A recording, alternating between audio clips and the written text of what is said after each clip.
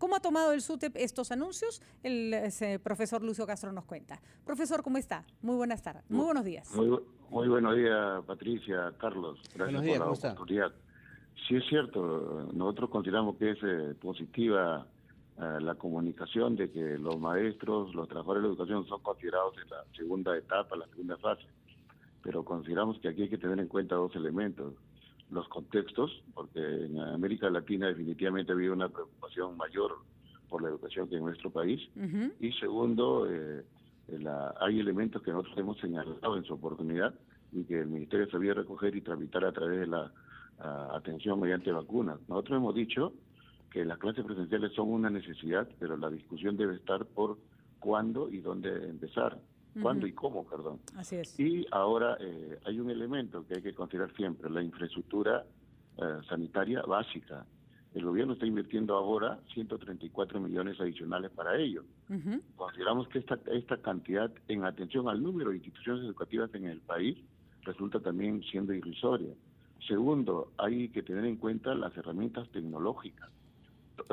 Según la lógica del ministro, los mismos países en Latinoamérica y las recomendaciones incluso de los organismos multilaterales es que las herramientas tecnológicas son una necesidad en tiempos de educación a distancia y trabajo remoto, y son una responsabilidad para, en este caso, el Ministerio, dotar de estas herramientas a los maestros. Profesor, la vacuna, ¿no? Profesor, en ese sentido quería preguntarle, ¿usted cree que en esta etapa de emergencia y de adaptación a la educación a distancia, los docentes han recibido el respaldo necesario para justamente lograr esta adaptación? Nosotros, Carlos, nos seguimos a lo siguiente: la realidad. Eventos de capacitación, actualización en el manejo de tecnologías, por ejemplo, han sido impulsados por el gobierno en la dimensión adecuada, debida y responsable. No.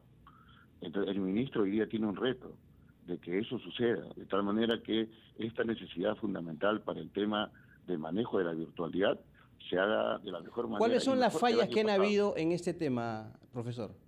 Fundamentalmente la actualización, el tema de conectividad y la ausencia de herramientas tecnológicas que se dote a los maestros y a los alumnos para enfrentar de manera importante y drástica esa brecha de conectividad. Recordemos que esa limitación es la que ha dificultado que los alumnos accedan a la estrategia Aprende en Casa. Y con esa experiencia del año pasado, es vital que el gobierno desarrolle todas las acciones que pueda, incluso de manera intersectorial, para asegurar que esa conectividad se reduzca y que mucho más alumnos participen del proceso y, por tanto, los objetivos que se planifiquen para el año 2021 puedan ser alcanzados. Y ahí hay una responsabilidad, más que de los docentes, definitivamente del gobierno. Y han conversado, ¿cuáles son las herramientas tecnológicas? Porque claramente las tablets demoraron mucho en llegar, ya se repartieron, con eso se ha cubierto, me imagino, una parte. ¿Qué otras cosas necesitarían?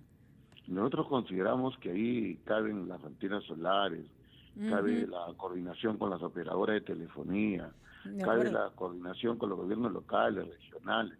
Necesidad de otorgar a los maestros una laptop para poder trabajar. El año pasado hemos estado prácticamente quitándole esta herramienta tecnológica a nuestros hijos para poder cumplir con nuestros alumnos. Sí, claro. Pues entonces podemos manejar el tiempo en ese sentido, y eso no puede suceder en todo lugar.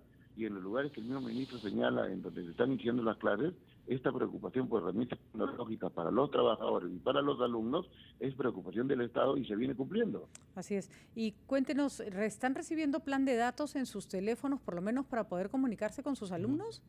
Consideramos que esa decisión, Patricia, asumida por el Ejecutivo anterior, fue realmente una estafa.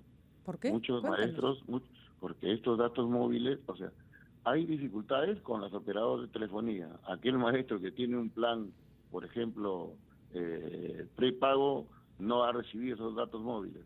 Aquellos maestros que han tenido un plan postpago, prácticamente no les ha sido útil estos datos móviles que se entregaban a los profesores recién en el mes de septiembre u octubre.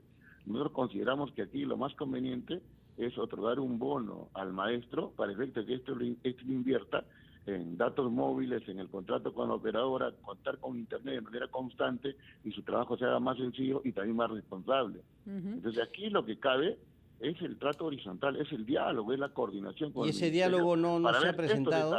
Ese diálogo no se ha presentado, o sea, ustedes no han tenido posibilidad como sindicato de acceder al ministro de Educación y bueno, expresarle todo esto acerca de sus inquietudes, sus dudas.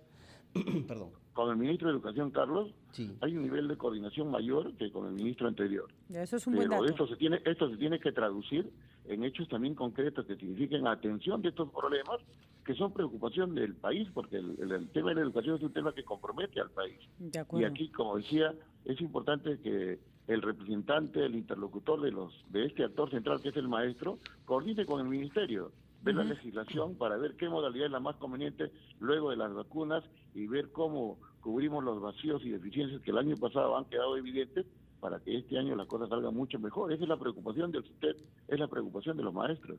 Muy bien, doctor, profesor Castro, porque lo que sí creo que debe recalcarse, más allá de que no se le puede quitar ninguna validez a las demandas que tiene en este momento el SUTEP, es que sí ha sido una buena noticia decir que los maestros deben estar primeros o de los más adelante posible en la vacunación, ¿no es cierto? Nos parece muy bien y estamos nosotros deseosos de que esta coordinación signifique que esta preocupación de los maestros por tener la certeza de que su vida no esté en riesgo, de que la comunidad educativa, padres de familia, alumnos, trabajadores en general no tengan ninguna preocupación con respecto a su integridad, nos parece excelente. Entonces, cabe ahora la coordinación, cabe ahora el diálogo, cabe ahora enfrentar los posibles efectos a efecto de previniéndolos, que no ocurra lo que el año pasado sucedió, en el sentido de que el Estado, siendo el principal responsable, fue el principal que incumplió sus compromisos, ¿no? Y ahí, como tú decías muy bien, Patricia, la mejor demostración es las herramientas tecnológicas, las tablets que se comprometieron para julio, y hasta ahora todavía no se terminan de entregar. Y nosotros expresamos nuestros buenos deseos a efecto de que en el mes de marzo, conforme ha sido el compromiso de la viceministra, se terminen de entregar las tablets para alumnos, que ahí también hay un detalle, no involucran al universo de los alumnos, involucran a un porcentaje absolutamente inferior, y ahí también el esfuerzo del ministerio debe ser mayor para asegurar que el universo completo de aquellos que estamos involucrados en el tema virtualidad, tengamos acceso a la herramienta tecnológica, tablet para alumnos, laptop para docentes. Es una necesidad. De acuerdo.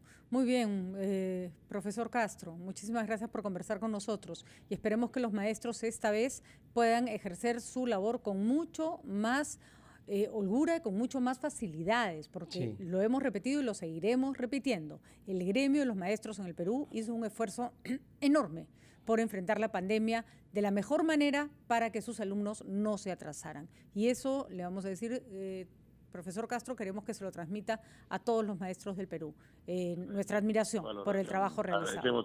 Agradecemos esa valoración y permíteme expresar la solidaridad y pésame a los más de 1.500, a las más de 1.500 familias que hoy lamentan la pérdida de seres queridos identificados e involucrados y vinculados al sector de educación. Increíble. Un abrazo fuerte y nuestro peso en el sentido a todos ellos. Por supuesto, es enorme el número de maestros fallecidos en la pandemia. Muchísimas gracias, profesor.